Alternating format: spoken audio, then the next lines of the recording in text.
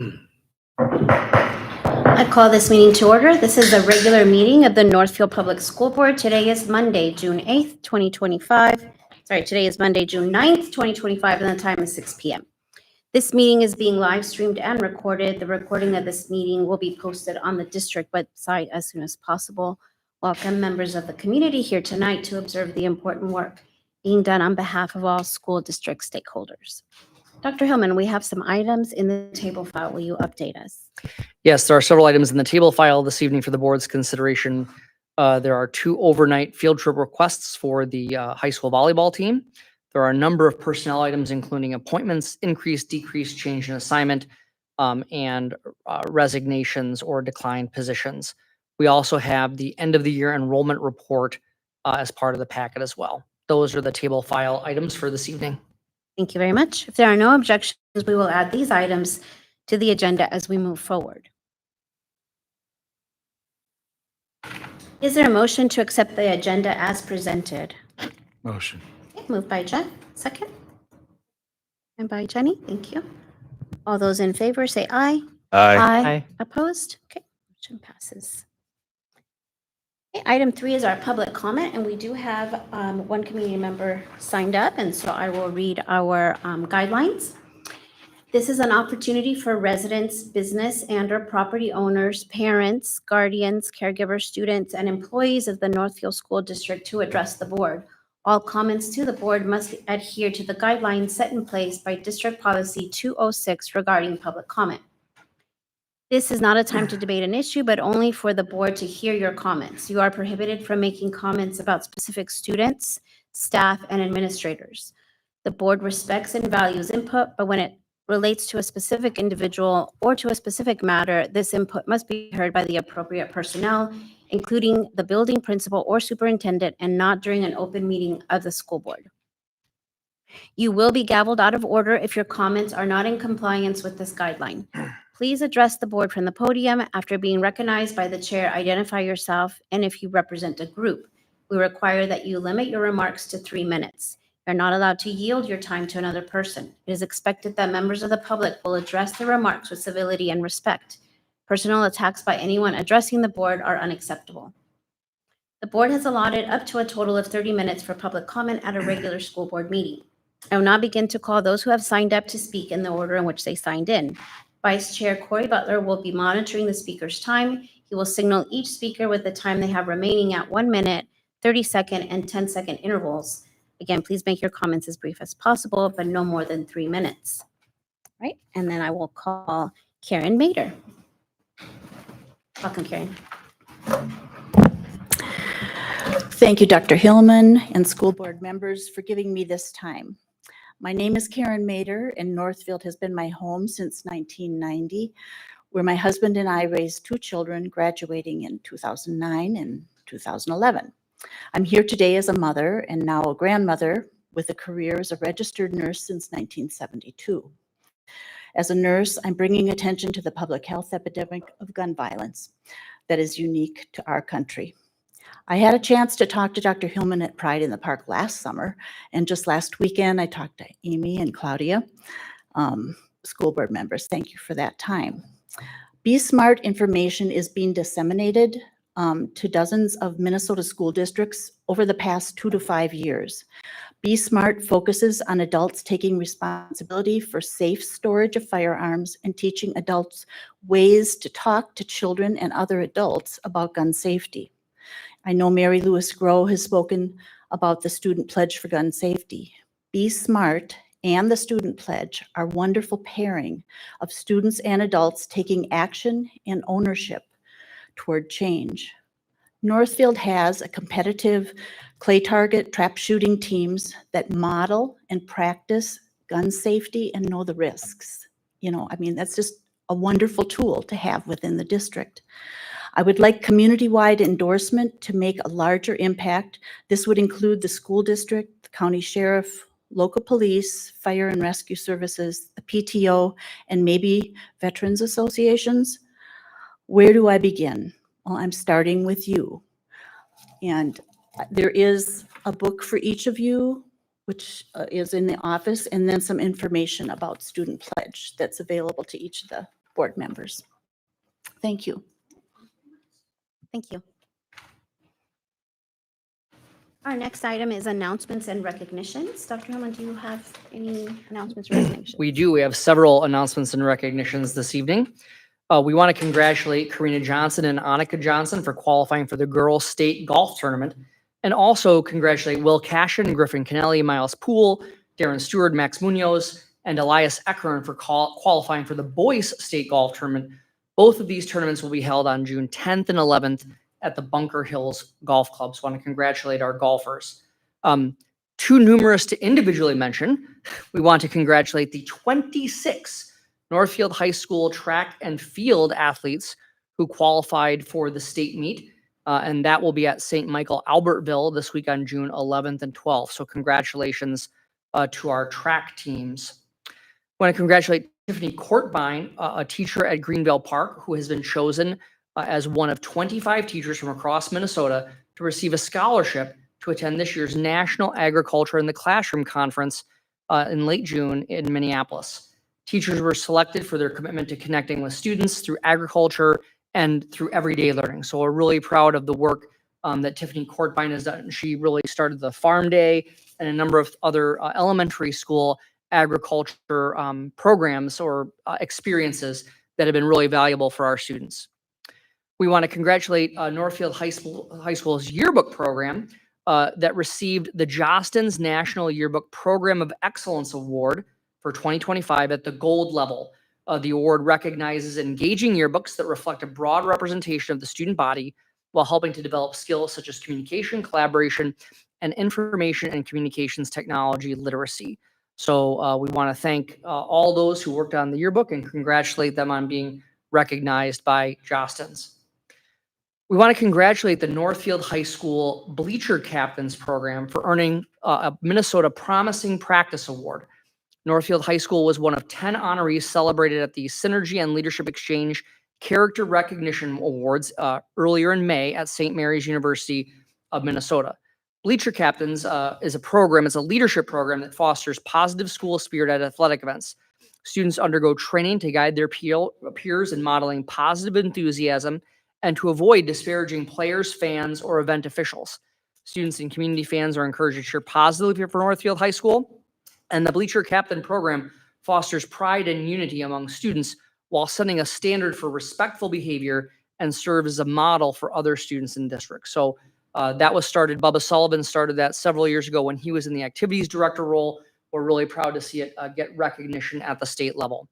And then just want to remind folks that the district is hosting its second Juneteenth event on June 19th. This year it'll be a luncheon from beginning at 11:30. This is a wonderful event that is sponsored by grants and other community donations.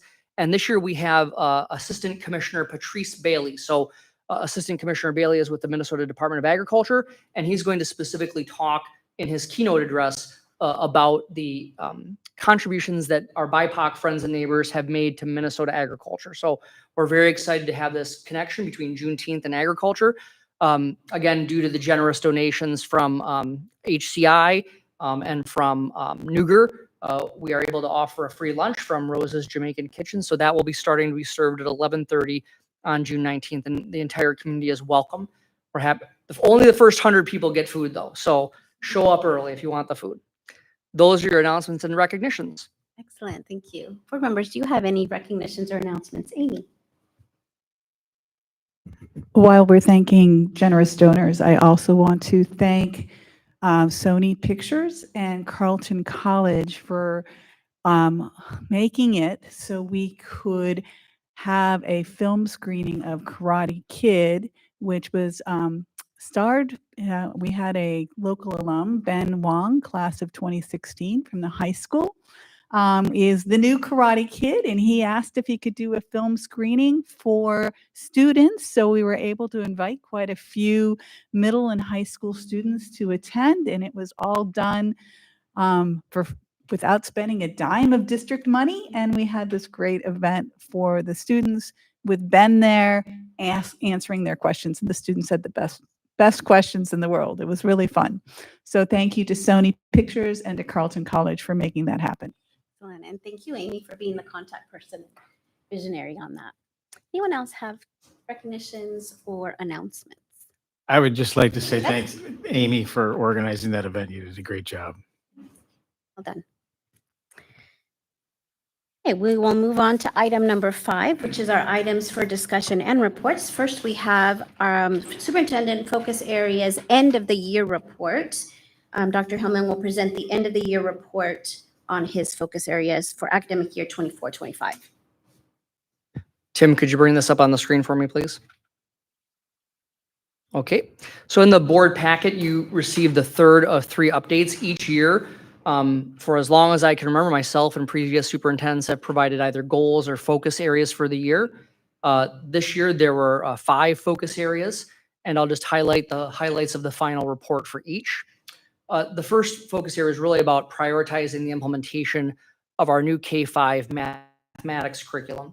And I've shared throughout the year that Hope Langston, our Director of Instructional Services, and I have been working with TNTP. They're an educational consulting firm, and we are able to partner with them due to a generous grant from the Cerisi Waldburn Foundation. So I've been working with TNTP and hope to plan the next steps in the mathematics instruction. Of course, then the team executes it. So you'll see a variety of different pieces that I've shared in this document, including some preliminary data. We're looking through the preliminary data from MCAs and Fastbridge, and we really feel like we've made some really great progress. You think of it as just the instruction, which our teachers have done a phenomenal job on implementing the Bridges program this year, but it's also about the management of the materials.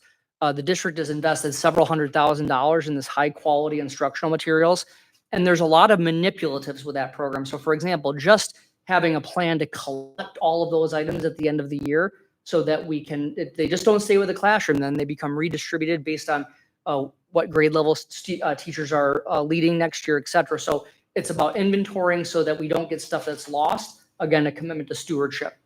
So that's in the mathematics area. Very positive feedback. We're still looking, of course. I expect that anytime you implement a curriculum, you see a little bit of a dip that first year. It's well known and well researched, but we are just hearing such positive things. In fact, a quote that I heard is there are people who can't wait to get next year's group of students because they've had 1 year of understanding how this curriculum works under their belt, which is just as important as the teachers understanding it. The second focus area is an area that will continue for the next year. And this is something I think you're going to see in future focus areas. So many times we're trying to bookend and put goals into 1 year, but many times there are things that need to be looked over a couple of years. So this is really about creating bringing back a school to work program for high school students. So we had a lot of really great foundational work here this year, but we have not gotten to the point that I had hoped to in actually having the specific class. So we really have had some great things like the Future Forward Career Fair. We've had collaboration with the Workforce Development out of Owatonna. They helped us hold a work readiness fair recently. Board members have asked about that in the past. How do we make sure we get more career fairs in front of people? We saw that there's more certifications. So you saw that 5 culinary arts students received their ServSafe certifications, which is a food safety program. And we're continuing to develop the potential work-based learning opportunities. We have one teacher who's either very close to getting that work-based learning license or is very close in that process.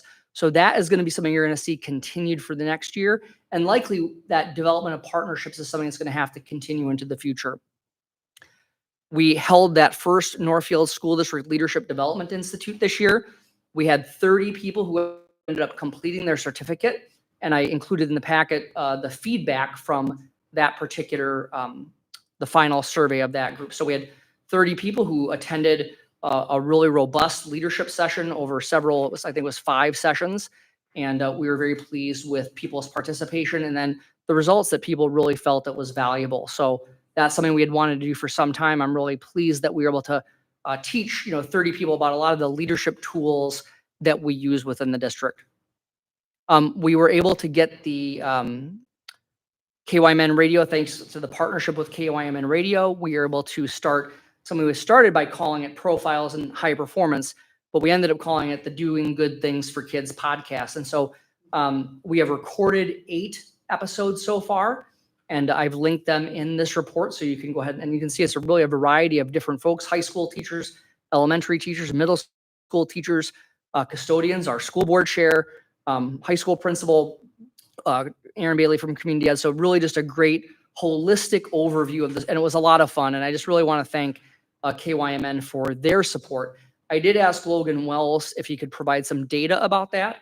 And so there's really a couple of different ways that they can provide data. One is through the online counts, right? If you listen online, they can count you. So through the first 7 episodes, there was a range of 51 to 239 on listeners. We averaged 148 listeners per episode in those first 7 recordings. Now then KYMN does a little bit of a broader piece about their over-the-air listenership. And so they estimate, and this is via KYMN, that the episode likely reached between 450 and 900 total listeners when they think about the people who are listening on air as well. Again, that data is from KYMN Radio. The next area was around the bond referendum campaign. And so we know that the bond referendum, all 3 questions passed overwhelmingly last November. And then we went right into the core planning teams, the user groups, and all of the things that are associated with the bond referendum. And so I've listed those there, including some of the latest pieces around, some of the interest, the positive interest results that we got, saving taxpayers $8 million in interest payments, and then already outpacing the retainable interest projection that we had for the entire project with the sales of the first $39 million in bonds.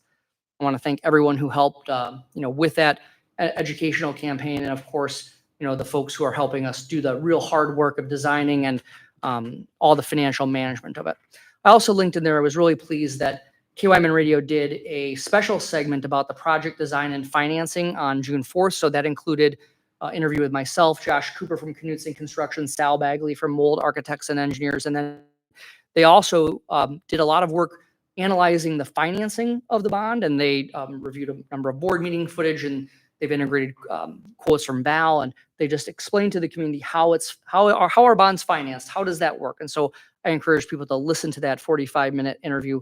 If you listen to it on 1.5 speed, you get done in a little less than a half an hour. So pro tip.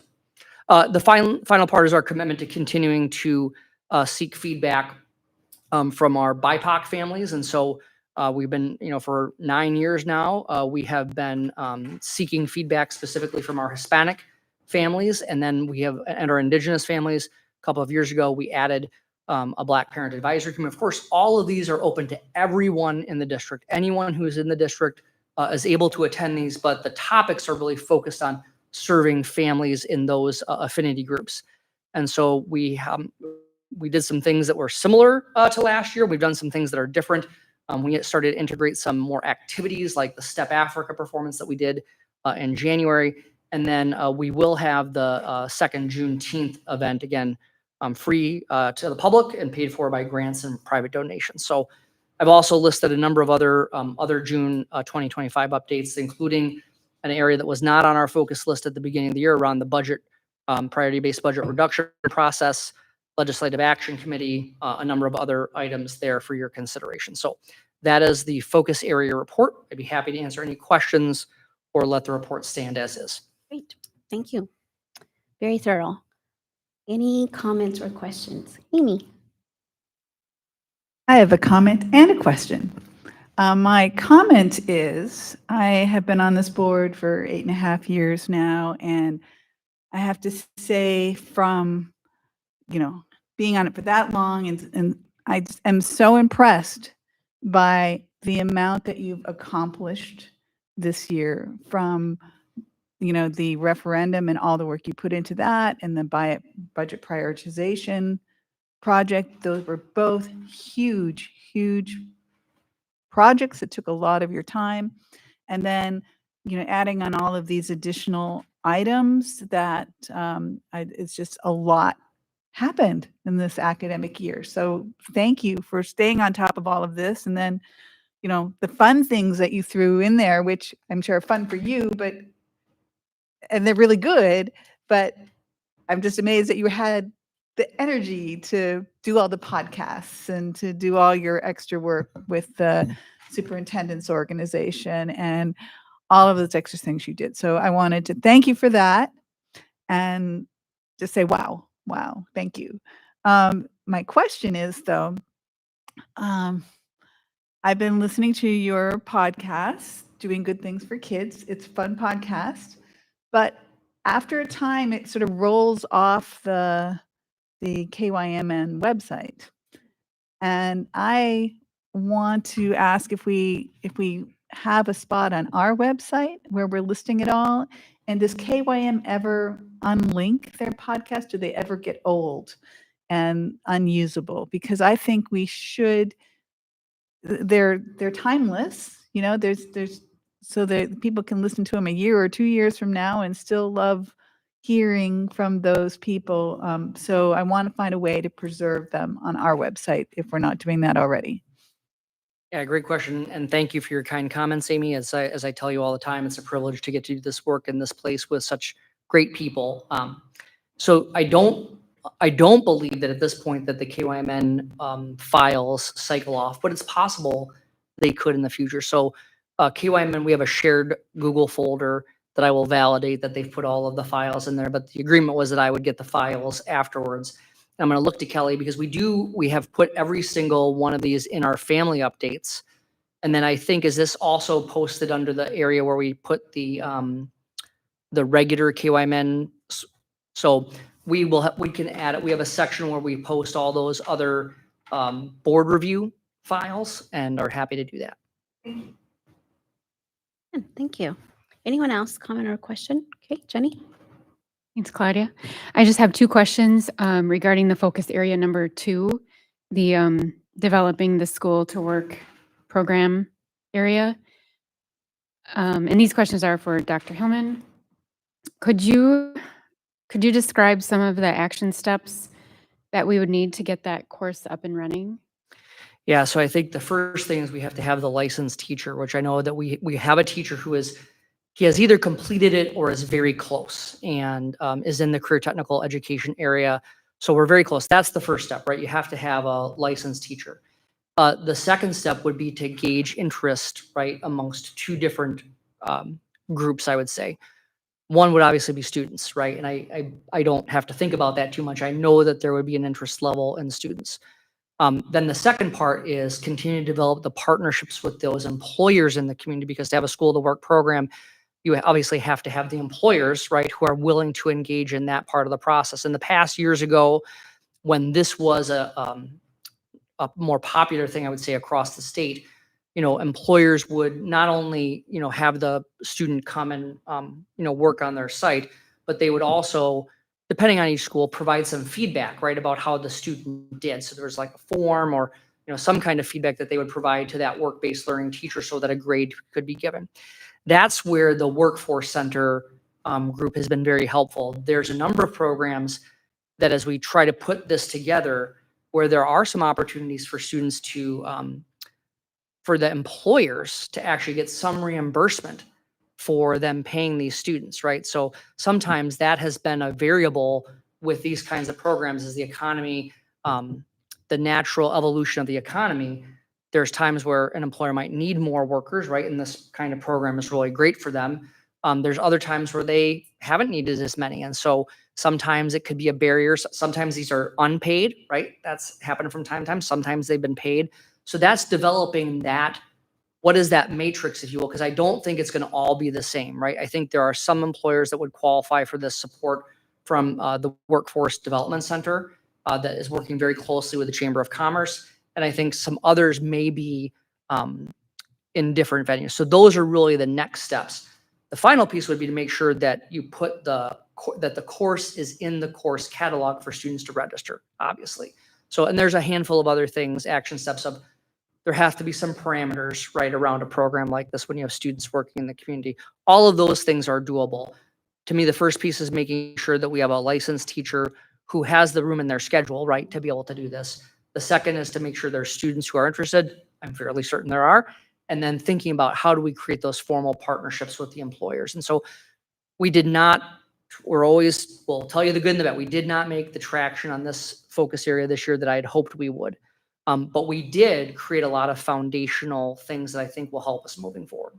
Okay, and then the second question is to help with that traction. Do we have a task force? Because I know in years past regarding our career and technical education areas, we've had task forces, and they've accomplished what we needed at the time that we needed it. We do not yet have a specific, well, I'll take that back. We don't have a formally appointed task force, but we do have a group that has met several times that has been facilitated by the chamber, by the workforce development coordinator. I've attended one of those. I think there's been 3 of those meetings this year. There is a professional from the workforce development center who's been coming on campus to Northfield High School. I don't have all the details of how many times he's been there. So it isn't a formal school district task force, but it is more of this group of these, the chamber, workforce development, high school principals have been part of that, high school counseling department's been part of that. I've attended one of those meetings. So we haven't called it a task force because we don't, it's not solely the school, but there's a group of people who have been meeting, not specifically about this, but about these other kind of work-based learning opportunities and how could we align those with what we've discussed. So I agree with you, creating a task force would be a good strategy to carry the work forward in the next year. I did not know that we had those groups meeting about that in that informal manner. Is there any area on our school website that notes some of that Not work as of that's yet. been done? Not as of Because I yet. think that would be a real blessing to our community if they could see that some of that work has already been done and is continuing to be done with forces outside of our school district in conjunction with our principals and counselors and other members and staff in our school district to show that they're working together. And we've published some of the events, right? So that Future Forward Career Fair and then the most recent Work Readiness Fair, those things are a result of that groups, partially a group to that groups. So we've talked about, but we don't have something specifically on the website for that particular item. And Kelly and I have just put together the summer plan, and we have a website week this summer. So we're going to add that to our list of, as we go through the website to see what are the things that need to be cycled off, what are areas that we want to add. So something we can certainly add under the instructional services area. Okay, thank you. Anyone else? Question or comment? Hey, Maggie. Thank you, Matt, for all the work that you do. My question is about the Leadership Development Academy, and the feedback was really great. I'm wondering if there has been thinking around that and how the participants in that cohort might continue learning or working with each other, or getting opportunities to be leaders going forward. That's a great question. And right now, we don't have any formal plans for people to continue to interact and develop. Now, that's part of what the cohort was intended to do. Part of the cohort was intended to develop these cross-district relationships, right? So you had every segment, we had teachers, we had custodians, we had community education staff, we had technology staff, we had educational assistants. We had nearly every employment group in the district was represented. So that was part of it, was to develop these relationships across the board. I think the other part is many of these folks who participated also sign up for our work teams. And so, our work teams are a way that we use to elevate staff voice as part of the decision-making process. And it is interesting, people who have participated in this, I'm seeing a number of them who are signing up to be part of work teams. And we have discussed in the future that, again, this would be level 2 of this, would be that people who have participated in this, down the line, we may create a facilitator kind of program, where a work team, rather than being facilitated by an administrator, could be facilitated by someone who has completed the Leadership Academy. And so we're not there yet for a variety of reasons, including budget. But we're already seeing some of that develop. And there's been some questions about could there be something else? And our goal to begin with was to hardwire this kind of program. So we will plan to do another cohort next year. It will likely get to the point, this is something I could see being done every other year, right? Because it's a lot of effort, in a good way. It's a very good thing. It's a labor of love, but it's also a lot of effort. And if you offer that kind of thing every year, sometimes I'll just take it next year. And then you have smaller cohorts, right? And in my mind, it's better to have that kind of 30 to 40 range for a cohort like this. And as you saw, we had 36 or 37 people signed up. And it's not just give you you just don't get on the list and you had to attend all of the sessions. We had a couple of people who had a conflict with a parent-teacher conference. We held a makeup session for those individuals. But there were people at the beginning who initially signed up who said, oh, I've got a conflict this date. Could I? Nope. We did it for the parent teacher conferences piece because that was connected to, but so it will likely be every other year as we move ahead. But we'll continue to think about how do we bring those. Maybe we'll have a reunion. Just kidding. I don't know the answer to that yet. Anyone else? Comment or question? Okay, very good. Thank you. We'll move on to item B, which is our legislative update. And Dr. Himmel will provide an update on the 2025 legislative session. The packet includes the latest agreement from the E12 education working groups. Tim, I'm going to show this on the screen.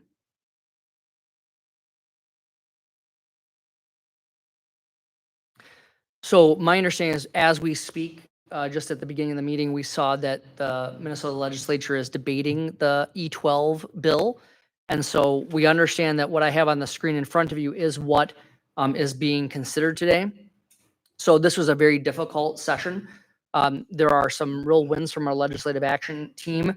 Our legislative action team meets the second and fourth Saturdays of the month, 9 a.m. Claudia has joined me. We've actually been able to get some really great things. We've transitioned that group to being community led.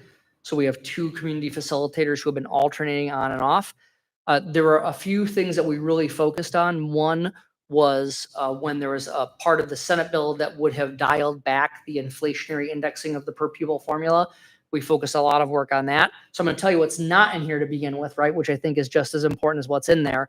One, there had been in the Senate bill, there had been this component that would have dialed back the inflationary index. That did not end up being part of the final bill. And there was a lot of legislative lobbying on our part to keep that. We had worked so hard for a long time to get that. The second part, and I don't believe that you'll even see this. I'm looking to see if they've got it in this. That might be actually, I think that's in a different bill. But the other part was we would have seen exhaustion of the fund that paid for the summer unemployment for hourly school workers. So we are at a point where the initial allocation from the 2023 legislature was going to be gone. And school districts would have had to have paid that unemployment insurance out of their general funds. There was $100 million that has been allocated for as long as that funding is available to reimburse school districts for. Then we had estimated that to be $225,000, $217,000 in that range of what would have come from our general fund. So the fact that the state is put those dollars into that, it does help relieve us from that responsibility of having to pay the unemployment insurance for hourly school workers. So those are 2 things that aren't necessarily in here that we think are good. A few items that I'll highlight and I'll let it stand for itself. I think we all know about the cross subsidy for special education. In fact, we've started to calculate, our special education cross subsidy. That's the amount of money that we take from the general fund to pay for mandated, and we would argue morally imperative services to students with disabilities. But it's roughly the equivalent, I think we calculated about 34 FTE, 34 FTE. So that's how many additional teaching positions we could hire with that cross subsidy. So while there's not a solution here, the legislature is expected to establish what's called a Blue Ribbon Commission on Special Education. And so they are intending to find, they're going to transform special education services and find $250 million in savings. And if they don't figure that out, we can expect to lose $250 million of cross subsidy aid in 28-29. Because even remember, this is not only do they do things for this biennium, but they also have to tie things out in the next biennium. So that's something we're going to watch closely. The special education transportation revenue, we are a little bit concerned that drops that to 95%. Then is what we understand the bill will take it to 90% the next year. There's a number of things that were implemented as part of the 2023 legislature that are also being reduced. So, for example, student support personnel aid is being reduced over the next year or so here. We're also seeing that in the library aid where we are given some funding and that now they're dialing that back. Again, not a ton. There's some pieces about there's lowering the additional funding for school lunch reimbursement that's above the established federal rule, but that wouldn't go into effect until FY of 28. I think the other area to highlight is that we are grateful. We are also grateful that there are few new unfunded mandates in this bill, as we understand now. There is one that we are concerned about, and we did express our concern about this, but it is around the requiring us to screen students. So when we talk about screen, we're judging their reading or their literacy capacity. This is part of the READ Act. And we will now be required to measure a student's reading proficiency in the dual language immersion program's partner language if a screener is available. That means we'll have to start screening students via the READ Act, for example, in our case in Spanish, but there is no additional funding to pay for that screening tool. Now, this is not the same kind of unfunded mandate that we're talking about with unemployment insurance or other things. But again, it is something we're being required to do for which there's not commensurate funding. I'm not saying I agree or disagree with the point. It's that, we would appreciate the funding when that is required of us. So I'll leave most of the report stand at this point. Just wanted to point out a few of those items. Be happy to answer any questions as I can at this point. But I think the key part is one other item. You'll see that it did repeal the telecommunications access aid. That is not an impact to us right now because we had not received that funding since 2020. There were some rules for that program that we no longer qualified for. And so that even though that is being repealed, we haven't been getting that aid since 2020. So it's not an impact to us. So we will wait to see what the final bill is as they're debating it right now and can give you some additional updates later on. But this is what we received from our friends at MSBA and other folks who share these kinds of summaries of legislative action. Again, thanks to the Legislative Action Committee. They've really done some great work around advocating, and people, we get on Memorial Day weekend, we had like 13 people show up, via Zoom on a Saturday because people care about education and they want to make sure that their voices are heard. We have also started for the first time ever this spring, we did do a little bit of federal lobbying. So there's some concerns that we have that are in some of the federal legislation. We think that the federal government should fund special education as it said it would over 50 years ago before it does anything else, but we'll keep working on that. That is the legislative update. Right, thank you, Dr. Hillman. Board members, do you have any questions or comments on this item? Okay, Amy. So while I love the idea of universal meals, I'm wondering about, since the state pays for the meals, that means that we have that much less control over the income we get from meals because we can't set our own prices on the meals. So do we have any concern that down the line, the actual providing meals, we won't be able to bring in enough income to cover the costs of making the meals? So maybe that's for Val. Let's have Val talk about that. Yes. Yes, that's a concern. Everybody's rates and how they pay people and their benefits are different across districts. And so they have to manage that and the food costs and still meet that revenue coming in. And so we'll certainly keep an eye on it. But yes, that is a concern that we have for sure. Anyone else, question or comment? No? Okay. Thank you, Dr. Helen. And then we're on to item C, which is the policy committee recommendations. There are proposed changes to the attendance sections of the online building handbooks as recommended by the district attendance teams and the proposed changes for 2025-2026 student citizenship handbook. Yeah, so just to codify and to help folks understand the attendance section here, if you remember several years ago, we switched from having a PDF or a paper-based building handbook. So each building had its own handbook that was completed. This board spent lots of time reviewing those handbooks, and we had gotten the feedback they just weren't as accessible to families as they would like, right? When you needed to look at the handbook, you had a document that people expected reasonably so that they could search and try to find something. So we moved it into an online handbook. It's not really technically a handbook anymore. I mean, it's an online, really about building level procedures. You can filter that site by elementary, middle school, high school. You can search it by individual area. And so it seems to be well received to this point. But we had also, because we weren't approving those handbooks every year, when we were making a substantial change that we felt was beyond what was administrative oversight, that we would bring those sections to the board for their approval. So this is one of the first ones that I can recall since we made that change, and it really is around attendance. And so you'll notice that I gave you 2 different files for attendance in the handout. The changes are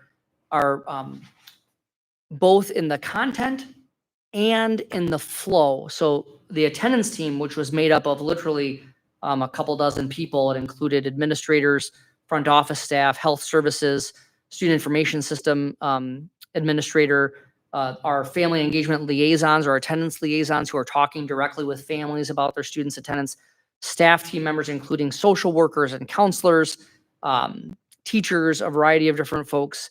They came together to, again, try to reboot this. So number one, it was aligning with best practice. So this group did, remember we were a pilot attendance grantee from the legislature 2 years ago.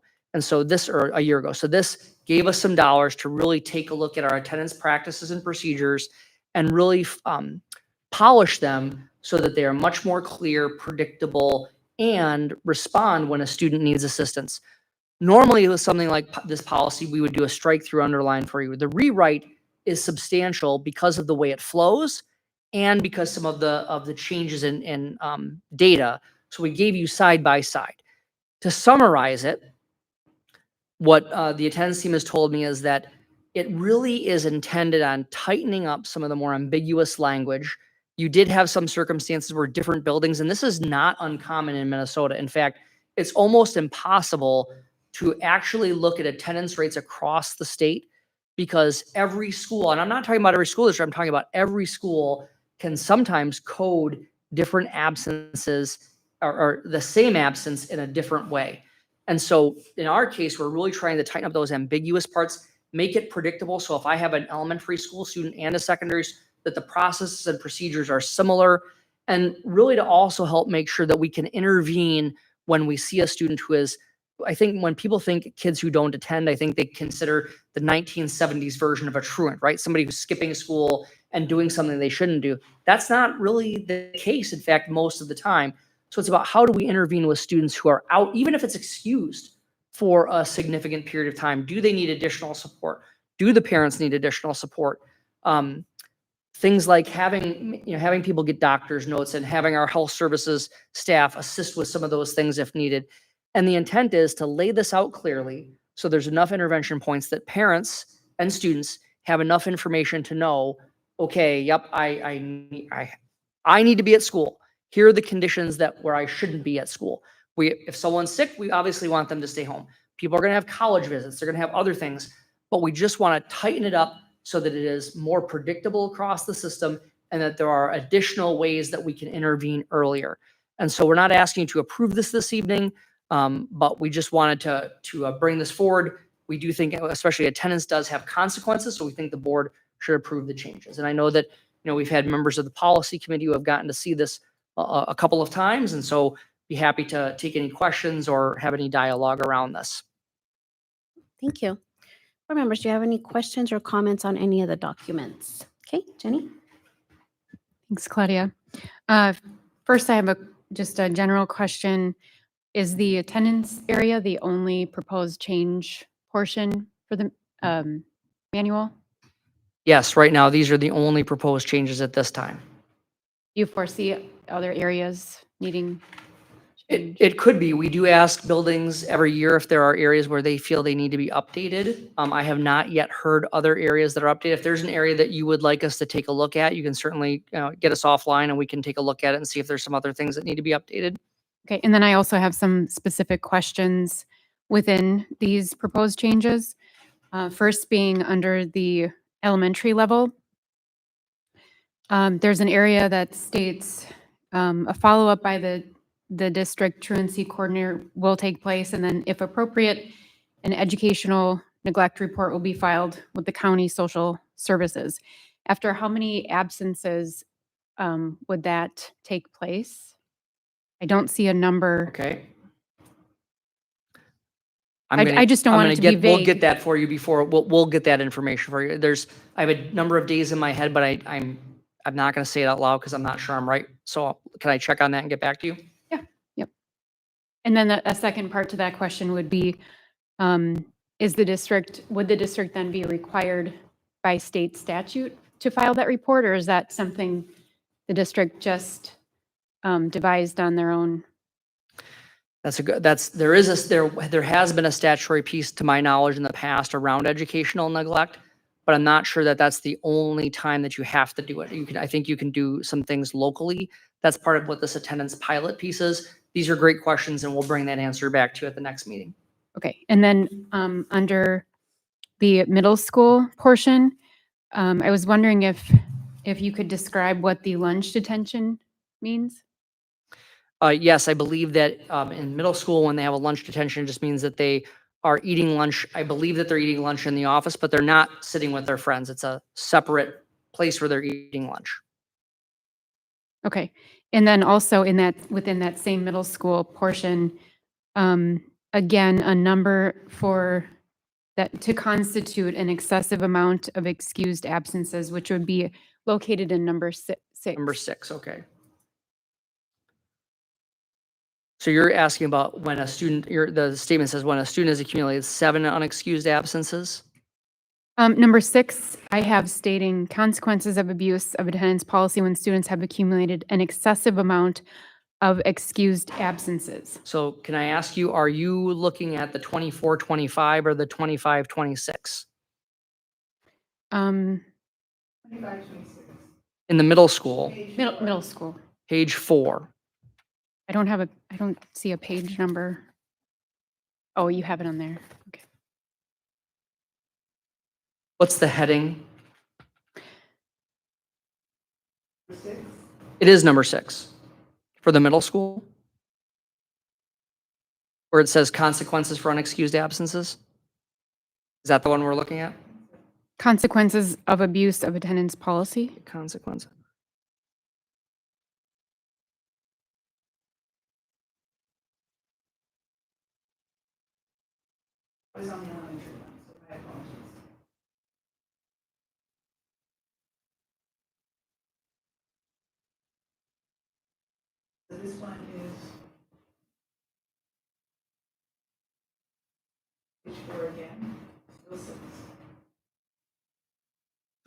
Tim, I'm gonna plug in here because I want to show you on the screen to make sure I'm understanding, because I want to make sure. So this is the middle school.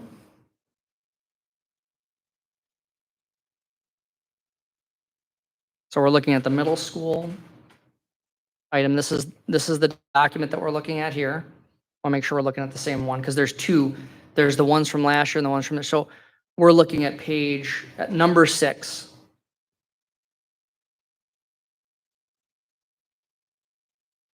Is this the page I must be just misunderstanding? Yes. Okay, so is it consequences for but you're saying there's consequences for abuse?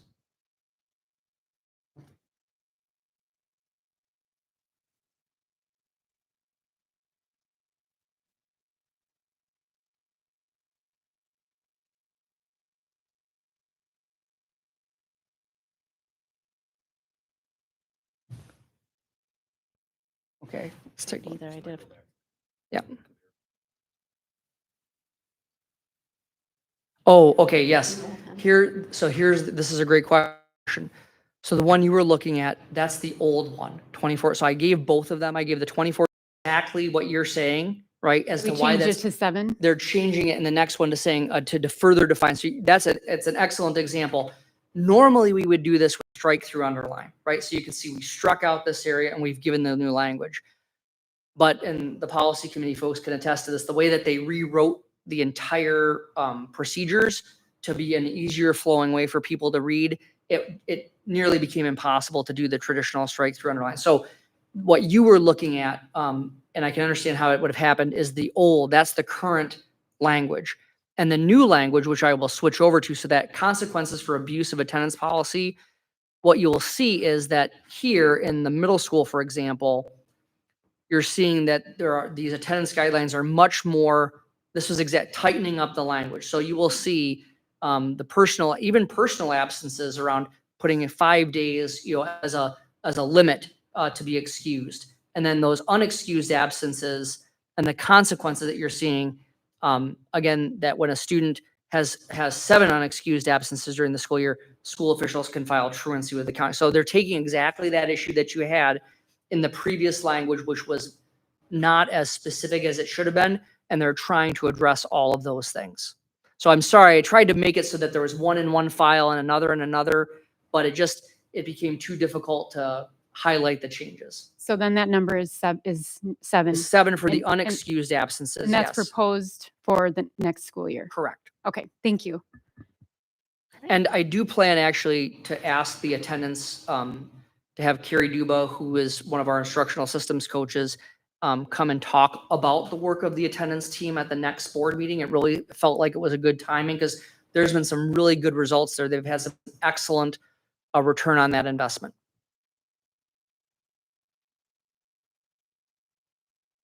And then just on the student citizenship handbook, I want to point out that there were very few changes in the student citizenship handbook this year compared to last year. As you recall, last year there was a really substantial overhaul of the student citizenship handbook. And for those watching who don't know what the student citizenship handbook is, it is essentially our discipline policy. So this year's student citizenship handbook has very few changes. Any changes that it's really just clarifying. It's actually removing extra language, if you will.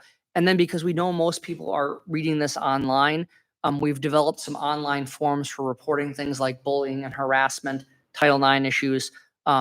We now are linking directly to that online form from within the student citizenship handbook. So not a tremendous amount of changes. There was some clarification in the cell phone area for the high school, just pointing to the procedures that the high school has developed, that stoplight system that's used both at the ALC and the high school. Just references that there are procedures that are used in the classroom before a student gets into the student citizenship handbook disciplinary area. So again, very few areas. Something that we we felt was worthwhile to do last year, and we plan to do again this year. We just scheduled it today, and we'll be announcing it tomorrow or this week in our family update. Last year, we offered an opportunity for anyone who wanted to come in and provide feedback to us about the student citizenship handbook. We held kind of an open meeting. And so we're going to do that same thing on July 1st from 6:30 to 8 in the boardroom here. It'll be around a table, and what we'll just do is if people want to come and give any feedback about the student citizenship handbook in general, again, this year is very minimal proposed changes. What we want to do is provide people each year that opportunity, if they have feedback about our discipline policy, that we can get that in between the time that we have proposed it to you and the time that you vote on it. Last year, we had, I believe, 3 people attend that session, and there were a few modest changes that came out of that. But the point is we want to give people a chance to be able to share their feedback about the discipline policy, the student citizenship handbook each year. So again, minimal changes to this year. We will ask you to approve both of these areas at the next board meeting. All right. Anyone else have a comment or question on these documents? Amy? I have a question about the attendance policy. I know one of the issues was that all the school districts have different approaches, and I was wondering, I'm glad we're systematizing for us, but did we look beyond our school district and try to find a common approach? So that's part of what this legislation was. The district were part, I think there's a dozen, or maybe it's 12 or 13, I don't know the exact number, of districts that were specifically named in legislation, I believe was last year, that provided each of those districts some dollars. We've used that to hire an attendance liaison or an attendance navigator, if you will, Melissa Hansen, who's just done excellent work. And that is part of what they're trying to do. They're trying to learn from each other so that they could cascade that out across the state. What I have understood, talking with a person from a professor from the University of Minnesota who's been part of this, it texted me and said, wow, Northfield's really ahead on this. And I think we have been ahead on it because we were really working on this even before the pilot. That we had some data that we did not like. And so we responded to it, and we were just ahead of the game a little bit with it. We're not nearly where we want to be. And you think about it, there's an individual human component of entering an absence, right? Whenever you have an attendance, whatever you call it, an attendance clerk or administrative assistant, there's some judgment on the part of those folks, right, to determine how to classify an absence.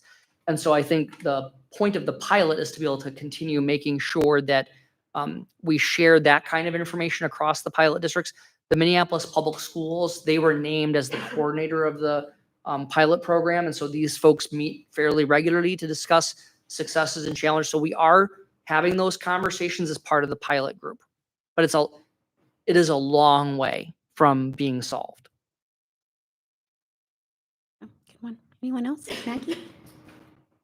I think that the attendance policies are much more clear in the new version, so I appreciate all the work that went into those. I'm wondering if there's a plan to maybe distill some of that into like a bookmark or something you could put on your refrigerator so that, you know, when you need to make the call, you sort of know what to do. And yeah, that would be helpful. I don't know the answer to that, but that group is pretty creative and they have done a number of things. There have been, and there's been a variety of things that they have done to work on attendance, and including, you probably have seen in family updates from different buildings where there's been a regular submission, if you will, about attendance matters and some data, about the benefits and the long-term impact of attending regularly. And so, and again, I don't want to have this conversation thinking that, half the kids, that's not the case. We know on any given day, around at least 90% of students are on campus. We're really focused on this smaller group of students who are missing much more than they should be. And as we continue to settle out past the pandemic, people need to be home when they're sick, right? But then there's also been an adjustment period for some people as what's the right cadence for this? So there's been some things like that already, and we'll bring that idea forward of some kind of magnet or something, maybe with a QR code where you could go right to the form. And I found another possible typo in the student citizenship handbook. Okay, give us the page. The section on hazing, it's page 36. There's just a repetition of the note about Minnesota statute prohibiting the use of suspension for students in grades K through 3. So, yes, it is. We will need take care of both that. of Thanks for those. catching that. Sure. We want to make sure we notify people that. Anyone else? I had a question about, do you know what kind of discussion the committee had around the word allowed? So if we look at the K-5 document, this section number 2, illness-related absences, appears in all the documents, so it's Okay. fairly, streamlined. And I wanted to hear if you know what kind of discussion was had around this word allowed. To me, it didn't sit well, open to, obviously I don't have to argue it, but it just didn't sit well with me to see that students are allowed. I felt like possibly start with prompt dot number 2 after 8 total absences. Start speaking about the process of absences as opposed to starting with, you get 10 days for free is the way it's reading Sure. for me. I'm not saying that's how it was intended or put out there, but. Yeah, I don't know the answer to that, but we'll find that information out. My sense, it was not anything intentional, because I hear what you're saying. It sounds like, wow, you've given me this many. But I think what they're trying to do in that opening is to lead with, here is what we think is the reasonable amount, of absences someone could have per year. I shouldn't say reasonable. This is why the language is important, right? This is the initial total. So I do not know the answer to that. I did not sit on that committee, so I Okay. don't know the answer to that. But I understand what you're saying. Yeah, I think the message being that we want students to be in school.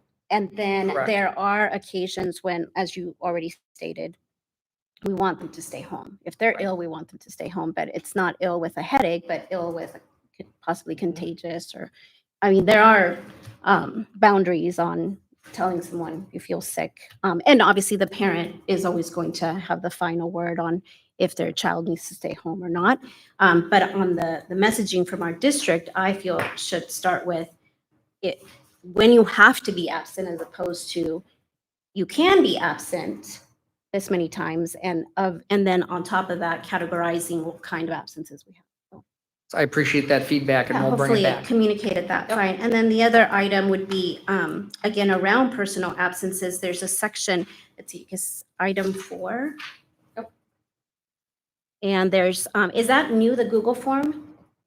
The Google form. Right, in section 4, it talks about submitting a Google form. So there has been a Google form before. Whether this is new or not, I'm not sure if this is a separate form or not. Okay, so my comment on that would be, well, one on the word personal absences again, if the committee feels strongly about leaving, that first prompt that talks about allowed absences, perhaps using language like other absences instead of personal absences, and then maybe considering using the Google form from the get-go as opposed to after they've accumulated a certain number, then they have to start, quote unquote, asking for permission to have their personal absence be counted as excused. Yeah, I don't know the answer to that, but like I said, we can find that out. And as I mentioned, we will likely have an attendance presentation at the next meeting. Okay, terrific, thank you. And I do want to go back to the point that I think that one of the things, if you've seen from this group, is that absences can pile up, and there's some research around the more absences that you have, regardless of what they're for, obviously the impact on your education. So part of this has been about educating parents. Yes, taking a vacation during the year is a good thing, right? But then when it's partnered with, some college visits for someone who's a junior or senior, partner with if you get the flu and you're sick for a week, before you know it, you are at that 17 days where you are considered chronically absent. And so I think that that's the whole frame behind this has been helping parents understand the impact of those accumulated absences, and that it isn't just all one thing, right? It's the combination of a number of things. So I know that that's the frame that they've been going through, but I'm hearing you say terms like allowed or permitted. That language is not what you feel is the best way to frame it for people. Yeah, that would be my opinion on it, but of course the committee did all the work and I'm sure they had discussion around that. So I was curious, That's how why we they bring it to landed this there. table, right? Good questions from everybody. Thank you. Great, okay, Amy. Your comments, Claudia, got me thinking about, this is all sort of geared toward the parent, but maybe at the beginning of the documents, we have some sort of more general philosophy of believe that children should, students should be in school as much as possible. And it affects just something more of the general idea that they see right away, instead of hopping right into the, if you're going to be absent, if you're going to be absent. And Amy, I think if you look at the end of that first page, I'm looking at the elementary. I think they try to do that in that attendance guidelines section, right? As they say, every minute of a student's time at school is important. Now, they start with the phone numbers. Mhm. Because if I'm the parent who's up at 4:30 a.m. with the Yeah. barfing student, right? I want to know what number do I call. They don't, and so I think that's probably why they framed it that way. But also attendance guidelines doesn't catch my eye as what, Yeah. because I think it gets at what you're talking about, but is kind of buried under that They could heading. just have phone numbers at the top, and then they could hop into attendance guidelines, and then they could go into that detail that comes afterwards. Just a thought. No, I appreciate that. And besides, if they're going to have something on the refrigerator anyway, I mean, maybe that the numbers go on the refrigerator, and also a statement about the importance of attending school. Right. No, this is the whole, right? We have committees that work on this. This has the effect of board policy, right? That's why we bring it to you. We bring it to the policy committee. They do some of the initial review and they bring it to, that's the whole point of this, right? Is to be able to get some of these questions answered and feedback. That it? Thank you. Okay, Jeff? Question. Hypothetical, going back on saying a student misses the 17 days. I mean, is the course of action, are they expelled? And then the point is, how do they get caught back up? And I'm assuming too, they could move from state to state. So what would be the process with that in that case? So just to make sure I heard you right, I think when you talk about the 17 absences, by that point, see, it could be, if it's a 17 unexcused absence, I just didn't show up, there's a number of things that are there to intervene already, right? The county attendance board, there's a number of things when we go to the truancy piece. That's typically around the traditional unexcused absence kind of thing. The 17, like we use that example of 17 total absences being around 10% of the school year, which makes you chronically absent. Now that could be, if it's a combination of things, that's part of what this is trying to get at, is to create some additional interventions.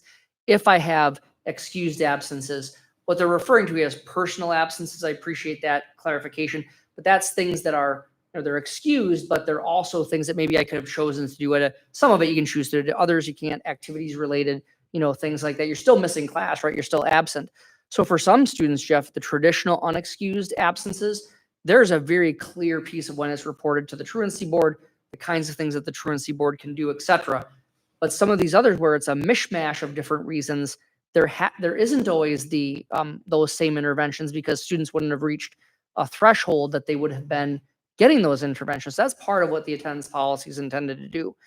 If I have missed a bunch of school for whatever reason, that person who is maybe putting together a number of different absence types, a lot of those kids might have been caught up right throughout. Hey, I'm going to be gone for a week. Can I get my homework ahead of time? I was sick the last 2 days. I'm trying to keep up, via Schoology and then turning things in later. If it's something that is not necessarily where I'm keeping up on it, that's where some of the credit recovery program, right, that we have at the high school, Brian Stevens runs that. Sometimes that's the ALC, where people are able to catch up on if they've gotten to the point where they've missed credit as a result of it, right? Across states, each state has its own rule, so I can't tell you the answer. Typically states on this kind of thing have not exchanged information. We certainly provide certain records, but I wouldn't say that if I went to a school in Iowa that they say, oh, you've already had 12 absences this year, we're going to start from there. I think those typically start over in a new state, though hopefully they would have that information that the student has had some absence issues. Anyone else? Okay, great discussion. All right, we're on to item 6, which is our consent agenda. As a reminder, there was some personnel items in the table file added to that consent grouping. Is there anything anyone would like to pull from the consent grouping for separate consideration?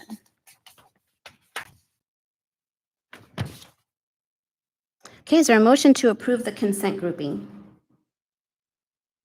Motion. Okay, moved by Maggie, second?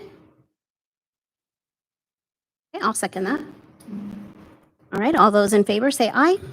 Aye. Opposed? Okay, motion passes.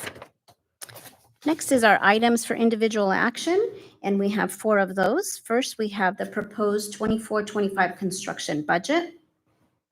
And who is presenting on that? Val? Okay.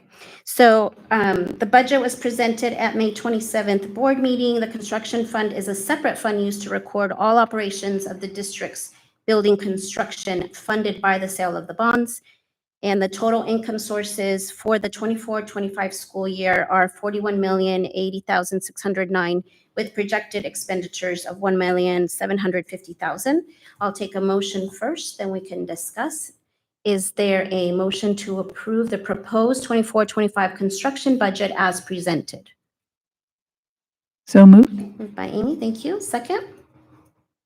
Okay, thank you, Jenny. All right, Val, would you like to present? Yep, so no changes from the last presentation. There was a question about the total expenditures on the cash flow. Because there's a retainage component. And I'm pretty sure I commented that I was going to change it, but it's actually what would be expended on the budget, but not all of it would be paid out in cash. So there's a difference between how we account for it and the actual cash flow. So the budget that was presented was actually correct. And so I kept that the same, but otherwise no changes. Any questions at this time on this item for action? All right, we have a motion and a second. All those in favor say aye. Aye. Opposed? Okay, motion passes. Our next item is the proposed 25-26 budget, all funds. In the packet is the annual proposed budget book for 2025-26. The individual funds have been presented and reviewed at the past few board meetings. A summary of revenue and expenditures amounts are listed in the memorandum to this board packet, and the packet is published for the public on our website. I'll take a motion first, then we can discuss. Is there a motion to approve the proposed 2025-26 budgets as presented for all funds? Moved. Okay, moved by Corey, thank you. Second? Second. Thank you, Maggie. Right, and are you presenting, Val? Yep, so no major changes from what was presented for each of these funds. The only thing I wanted to notice in the budget book versus for the general fund versus what was presented, there was a formula error on the beginning fund balance. And so the ending projected fund balance for 25-26 is 15.08% instead of 15.92, which is what was presented at the last meeting. No other changes to revenue nor expenditures, just a beginning balance error. Okay, thank you. Any questions or comments for Val at this point? All right, we have a motion and a second. All those in favor say aye. Aye. Opposed? All right, motion passes. Next is the sale of district property contract extension. Is there a motion to approve a one-year purchase extension for the purchase of district property parcel 17.11.3.75.021? Motion. Moved by Jeff, thank you. Second? Yeah, I'll second that. And Dr. Him, are you presenting on that? Just a reminder that this is something that we did discuss at the last board meeting, so board members are being asked to vote on something that they've already considered. And it again is simply extending the purchase agreement. The developer is just needing some additional time to complete work with the city of Dundas, and so being proactive and giving a full year this time as opposed to less than that. So they are still going to be working on that updated appraisal. We just haven't gotten that yet, but we will have that prior to completing the sale. Okay, very good. Anyone have a question or comment on this item? All right, we have a motion and a second. All those in favor say aye. Aye. Opposed? All right, motion passes. Our last item is the Benjamin Bus contract one-year extension. Is there a motion to approve a one-year contract extension with Benjamin Bus for the 25-26 school year? Moved by Jeff, second. Second. Second by Maggie, thank you. Right, and Val, are you presenting on this item? I sure can. No changes from what was presented. Basically, all the contract language is the same, just updating the rates by 2%.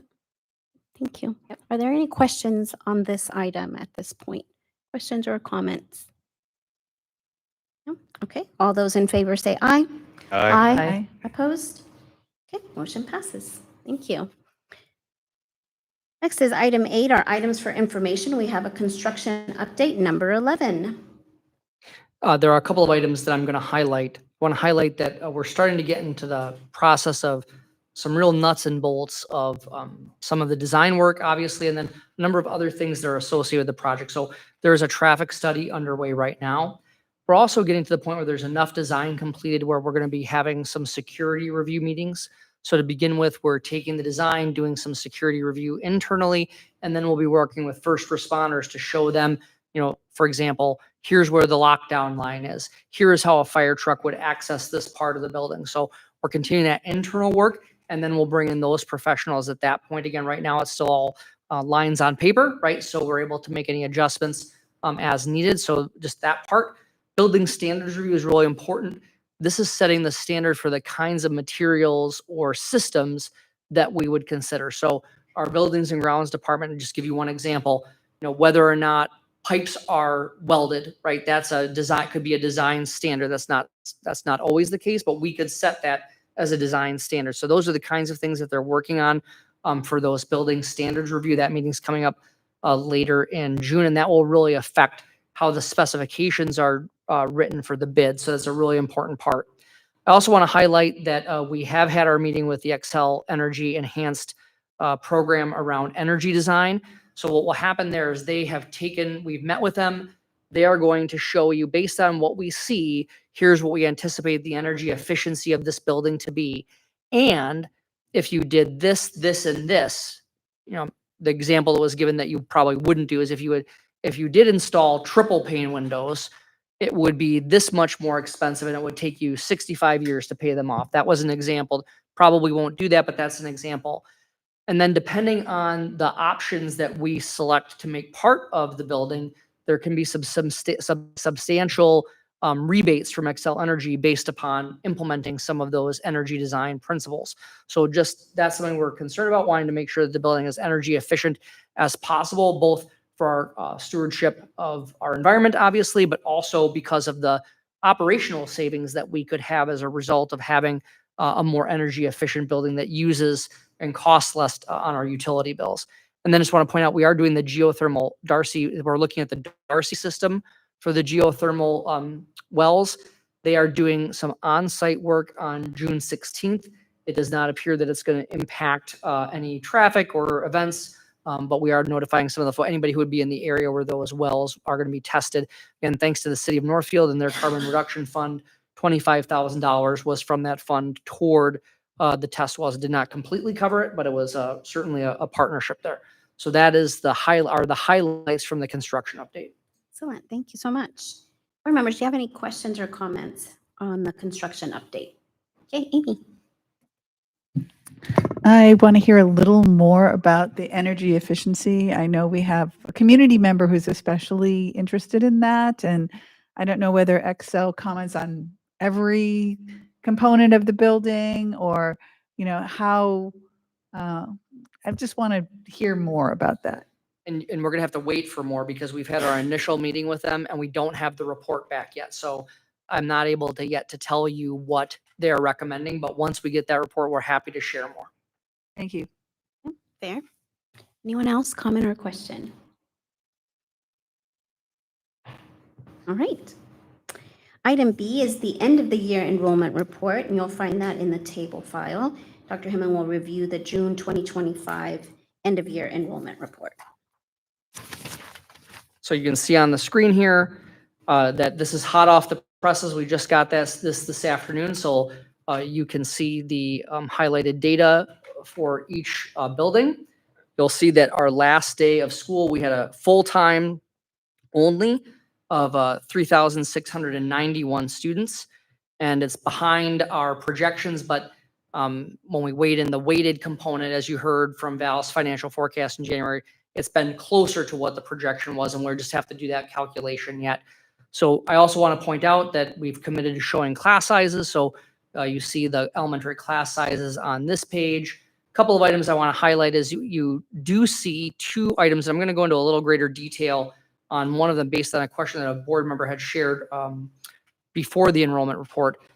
So for a long time, we have seen the ALC's enrollment increase throughout the year, right? They start with a smaller number of students, they increase through the year. I'm going to come back to that in just a moment. But we are also now having some data around the Big 9 Online, which, remember, the Big 9 Online is the partnership that we have with Owatonna Online, where Owatonna provides the online instruction and they tuition bill us. And basically, we are able to retain about 40% of our students' state aid as a result of that. And so Owatonna covers their instruction costs, and we are able to retain some of that aid through this tuition reimbursement arrangement. Student who just open enrolls to it, all of that money then follows them. So this partnership, we're seeing a few of these around the state, and we were one of the first with Owatonna and several other districts that are now purchasing some services through the Owatonna online program. But you'll notice that we started the year with 52 students and ended the year with 67. So you see some increase in that for a variety of different reasons. Now, I am going to just talk a little bit briefly about the ALC, because really great question about the ALC data can be a little bit, you look at it and you see it grows and there's a large number and you think, how can that many students be at the ALC on the second floor of the district office building? And so we are going to do a little bit different reporting on this next year, because the Area Learning Center covers three basic programs, right? So there's what we call a seat-based program. And when you think about the seat-based program, that is what you would think of as students coming to school every day, going to class physically at the Area Learning Center. Now that number changes through the year because Area Learning Center students can graduate at a number of different points in the year. But as of June 1st, if you had walked in that building, you would have seen that there were 52 full-time students at the Area Learning Center going to school as you think they, as many people consider, showing up daily, things like that. There's a second part of it where there is an independent study component. That independent study component can range from a person doing just a very small amount of time independent study all the way to someone who's essentially full-time independent study. This range from very little all the way to someone doing full-time. So we had 54 students at Northfield High School who were doing some kind of independent study, and they are counted as an ALC student. Now, that ALC student could be very part-time because they may just be getting some credit through the credit recovery program at the high school, or they could be full-time. So that's really the second part of that. And with independent study, students can generate up to an additional 0.2 ADM. So we can generate more funding based upon how many credits that they need to earn. And so, or how many, not need to earn, how many credits that they do earn. And so Val can talk a little bit more about that if needed as we move forward. We also have there's also a program that is and there's also some independent study students from some other locations too. And then we also have what's called a night class. Now, that's still the colloquial term that we use. In the old days, that was students who would show up from 3 to 5 p.m. It's no longer that way right now. Right now, it is actually all online via Edgenuity. We have a partner school. Randolph is our partner school, so they're obviously our largest outside of Northfield user of this. And there's a cap here. You can only earn up to 2 credits in this night school program. So the night school program, which is really an online program now, we should rename it, is for someone who's very close to completing their work.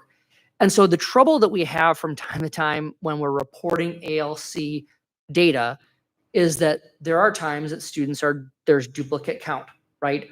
Or it looks like you think when you look at that number of 100 and some students, you think, oh, is that how many students are? But that's not the case. There's really 52 students who at the end on June 1st, that was the number of students who would have been attending in person. But students access these ALC programs in a variety of different ways, and there's a number of different funding streams that are associated with them. So that's why the ALC number can get a little complicated, and you see it grow through the year. It makes sense. I can tell you that I'll give you the breakdown. So 63%, I think people find this interesting, 63.5% of the seat-based students are Northfield residents. We have students who are from Arcadia, students who are from Faribault, and other. Now it's smaller numbers as you get out, but there's 15 students from other districts. As an area learning center, we're required to allow students to participate in those programs. So again, almost 2/3 are from Northfield. When we look at the independent study students, 27 of them are from Northfield, and then again, 2 from Arcadia, 6 from Faribault, and 16 from other districts. Randolph is one of our partner schools there. It's required by the state to have a partner school for some of these programs. So I thought it was just a really interesting question that's prompting us to think through a different way to report those ALC numbers, because I do think if someone were to look at the enrollment report, they'd say, oh my gosh, where do they put 100 and some students in that small area? Again, ALC generates some dollars in some different ways. The independent study, they can generate more than their full-time ADM, or up to 1.2 of their basically 0.2 more than their full-time ADM. But this was a really good question. I thought at the end of the year, this was a good time to share that. Again, you see the ALC grow over the year. So for example, this year at the beginning of the year, at the start of the 24-25 school year, the ALC had 16 new students start at that point. I don't have the breakdown of where they came from, but 16 started at that point.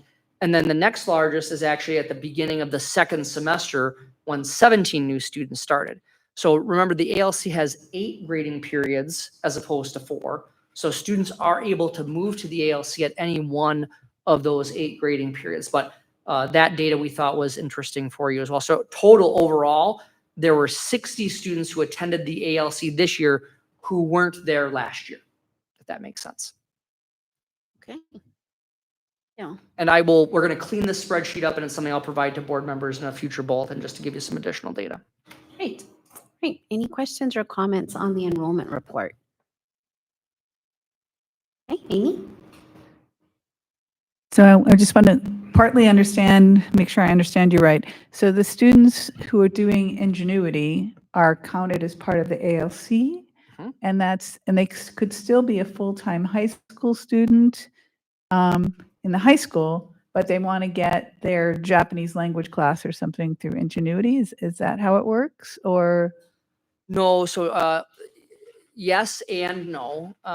typically, since we don't offer Japanese language as a course, this is typically for to catch up on credits, right? So it may be a math course. It could be an elective course, I suppose. So my understanding is that the night class are for students who are just needing a couple of credits to complete their graduation. So I can't tell you, I don't believe that they are also attending our school in the day. Typically, I think you'd see that through Independence Day, but I'll check on that from Daryl. That's not something I got from Daryl in this case. All right. So years ago, when we were contemplating the online school, we had talked about the students who wanted to be able to take additional classes that we don't offer. Is that a possibility for students now in any way? Well, we already do some of that, mostly through online PSEO at the high school. So the students do take some online courses at the high school through other institutions. To my knowledge, we are not yet offering, we had to dial back on our online offerings not this budget reduction, but the previous budget reduction. So to my knowledge, we are not officially doing that at the middle school. And then there are a number of ways that students can access some online courses at the high school.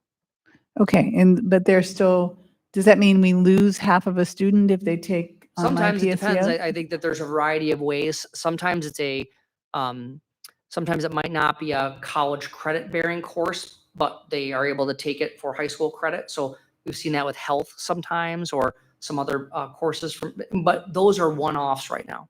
Okay, then I'm also curious if we know why we had such a change in the sophomores.